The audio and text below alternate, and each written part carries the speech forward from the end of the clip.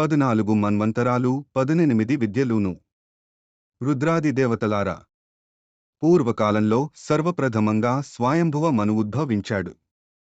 ఆయనకు అగ్నిధ్రాది పుత్రులు జనించారు.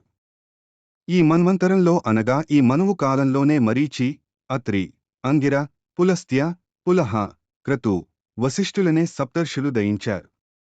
తరువాత నేర్పడిన 12 దేవగణాలలో జయ, అమిత, శుక్ర, యామ అను గణాలు సోమపాయులు. వీరి నుండి విశ్వభుక్, వామదేవులనేవారు ఇంద్ర పదవిని సాధించారు. వాష్కలి అను రాక్షసుడు ఈ కాలంలోనే వీరిని పీడించి విష్ణువు చక్రాయుధం దెబ్బకు మరణించాడు. తరువాత స్వారోచిషమనువు ఉద్భవించాడు. ఇతనికి చేతక, వినత, కర్ణాంత, విద్యుత్, రవి, బృహద్గుణ, నభులను పుత్రులు జనించారు. వీరిలో నభుడు మహాబలిగా, మండలేశ్వరునిగా, పరాక్రమశాలిగా ప్రసిద్ధుడైనాడు. ఈ మన్వంతరంలో ఊర్జ, స్తంభి, ప్రాణ, వృషభ, నిశ్చల, దత్తోలి, అర్వరీవాన్ అను పేరుగల 7 మహామునులు సప్తర్షులుగా ప్రసిద్ధులైనారు. ఈ కాలంలోనే 12 తుషితగణాలు, పారావత దేవగణాలు ఏర్పడ్డాయి. విపశ్చిత్తుడను నాయకుడు ఇంద్ర పదవినధిష్ఠించాడు. అతని శత్రువైన పురుకుత్సర నామకుడగు దైత్యుని శ్రీ మధుసూదనదేవుడు ఏనుగు రూపంలో సంహరించాడు. అనంతరం ఔత్తరమను ఉద్భవించాడు. ఈయనకు అజ, పరశు, వినీత, సుకేతు, సుమిత్ర, సుబల, శుచి, దేవ, దేవావృధ, మహోత్సాహ, అజిత నామకులు పుత్రులు దయించారు. ఈ మన్వంతరంలో రతోజ, ఊర్ధ్వబాహు, శరణ, అనఘ, ముని, సుతప, శంకువులనే మహామునులు సప్తర్షలైనారు. వసవర్తి, స్వధామ, శివ, సత్య, ప్రతర్దన అను పేర్లుగల 5 దేవగణాలు జనించాయి. ప్రతి గణంలోనూ 12 గురేసి దేవతలుండేవారు. స్వశాంతి నామధేయుడు ఇంద్రుడు కాగా అతని శత్రువైన ప్రలం బాసురుడనే రాక్షసుని విష్ణుదేవుడు మత్స్యావతారమును ధరించి సంహరించాడు. తరువాతి మనువు పేరు తామసుడు. ఆయన పుత్రులు జానుజంధ, నిర్భయ, నవఖ్యాతి, నయ, విప్రభృత్య, వివిక్షిప, దృఢేషుధి, ప్రస్థలాక్ష, కృతబంధు, కృత, జ్యోతిర్ధామ, పృదు, కావ్య, చైత్ర, చేతాగ్ని, హేమక నామకులు కాగా జ్యోతిర్దర్ర, దృష్టకావ్య, చైత్ర, చేతాగ్ని, హేమక, సురాగ, స్వధీయులు సప్తర్షులు, హర్యాది 4 దేవతాగణాలుండగా శిబి చక్రవర్తి ఇంద్రుడైనాడు. అతని శత్రువైన భీమరథ దైత్యుని శ్రీ మహావిష్ణువు కూర్మావతారం మెత్తి సంహరించాడు. 5వ మనువైన రేవతుని పుత్రులు మహాప్రాణ, సాధక, వనబంధు, నిరమిత్ర, ప్రత్యంగ, పరహ, శుచి, దృఢవ్రత, కేతుశృంగులు.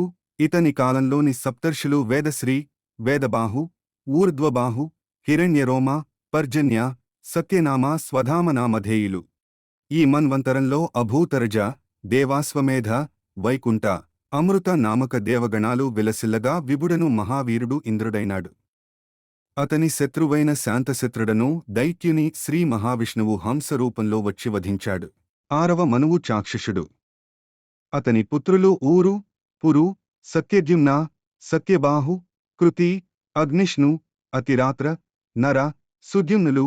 నాటి సప్తర్షులు హవిష్మాన్, సుతను, స్వధామ, విరజ, అభిమాన, సహిష్ణు, మధుశ్రీ, మహామునులు. ఈ చాక్షుష మన్వంతరంలో ఆర్య, ప్రసూత, భవ్య, లేఖ, పృతుక నామక దేవగణాలు విలసిల్లినాయి. మనోజవుడు ఇంద్రునిగా ఎన్నుకోబడినాడు. దేవశత్రువు, దీర్ఘబాహుడునగు మహాకాలాసురుని శ్రీ మహావిష్ణువు హయరూపుడే వధించాడు. 7వ మనువైన వైవస్వతుని పుత్రులు మహావిష్ణు భక్తులైన ఇక్ష్వాకు, నాభ, విష్టి, శర్యాతి, హవిష్యంతి, పాంసు, నభ, నేదిష్ట, కరూస, పృసాద్ర, సుద్యుమ్నులు. మహాతపస్సంపన్నులైన అత్రి, వశిష్ఠ జమదగ్ని, కశ్యప, గౌతమ, భరద్వాజ, విశ్వామిత్ర మహర్షులు వైవస్వత మన్వంతరపు సప్తర్షులు. 49 మరుద్గణాలు, ఆదిత్య, వసు, సాధ్య మున్నగు 12 దేవగణాలు వర్ధిల్లుతున్నాయి.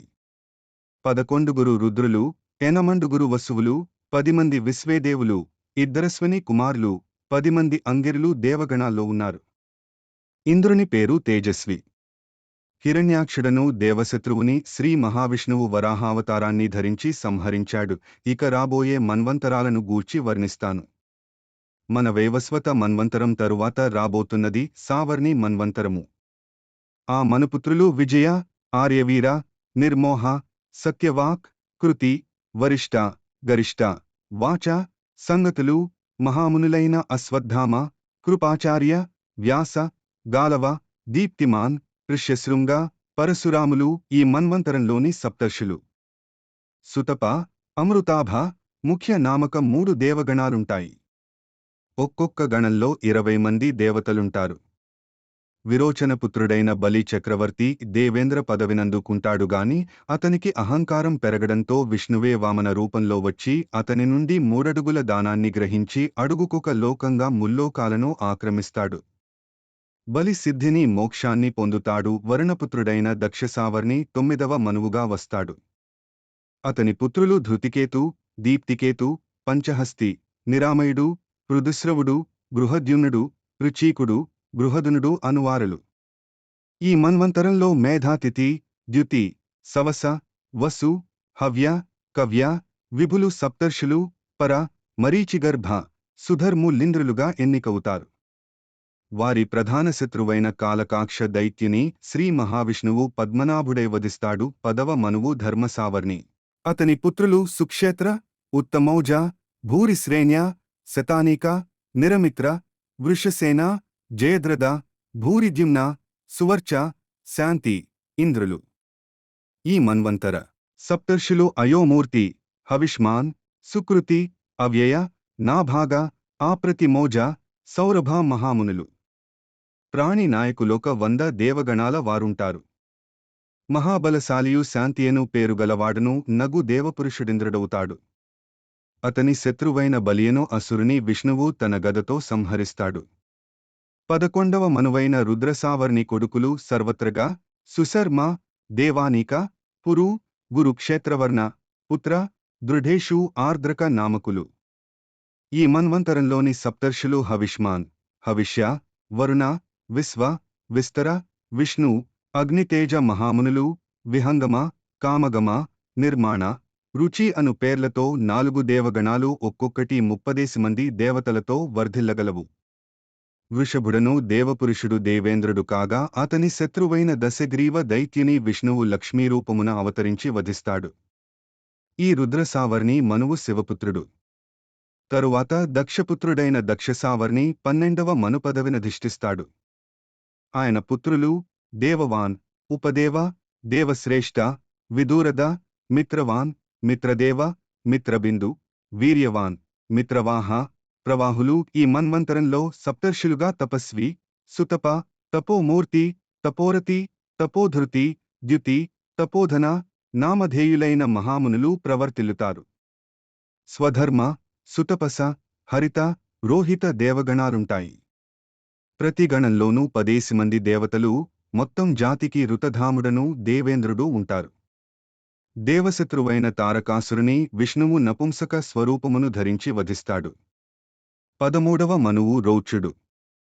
ఆయన పుత్రులు చిత్రసేన, విచిత్ర, తప, ధర్మరత, ధృతే, సునేత్ర, క్షేత్రవృత్తి, సునయిలు, ధర్మ, ధృతిమంత, అవ్యయ, నిశారూప, నిరుత్సక, నిర్మోహ, సుధర్శ, సుకర్మ దేవగణాలు 33 మంది దేవతలతో వర్ధిల్లుతాయి. దివస్పతి ఇంద్రుడు కాగా ఆయన శత్రువైన తృష్టిభుడను దైత్యుని శ్రీమహావిష్ణువు మయూర స్వరూపంలో వచ్చి వధిస్తాడు. 14వ మనువు విష్ణుపుత్రుడైన భౌత్యుడు. ఆయన పుత్రులు ఊరు, గభీర, ధృష్ట, తరస్వి, గ్రాహ, అభిమాని, ప్రవీర, జిష్ణు, సంక్రందన, తేజస్వి, దుర్లభులు. అగ్నిధ్ర, అగ్నిబాహు, మాగధ, శుచి, అజిత, ముక్త, శుక్రమహామునులు. సప్తర్షులు చాక్షుష, కర్మనిష్ట, పవిత్ర, ద్రాజిన, వచోవృద్ధి దేవగణాలు ఒక్కొక్క గణంలో మరల 7 ఉపగణాలతో వర్ధిల్లుతాయి. ఈ మన్వంతరానికి శుచి దేవేంద్రుడు కాగా అతని శత్రువైన మహాదైత్య నామక దైత్యుని శ్రీమహావిష్ణువే స్వస్వరూపంలో దిగి వచ్చి వధిస్తాడు. అధ్యాయం 87.